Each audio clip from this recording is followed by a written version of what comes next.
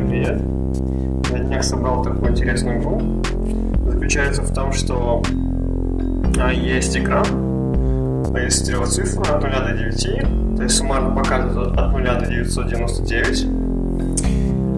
Есть кнопка старт, есть кнопка стоп.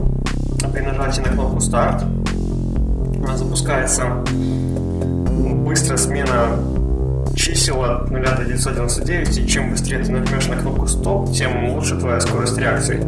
Таким образом, можно, в принципе, собрать это все в какую-то красивую коробочку, сделать там кнопки, вывести на экранчики, соревноваться с друзьями. Довольно интересно, но я, наверное, поленюсь это делать.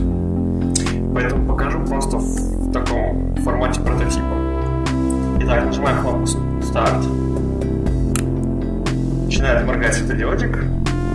Есть временная задержка, чтобы мы не знали, когда нужно нажать на кнопку стоп. И пошло. Стоп. 864. Довольно слабый результат. Сбрасываем. Попробуем сделать лучше. Запускаем.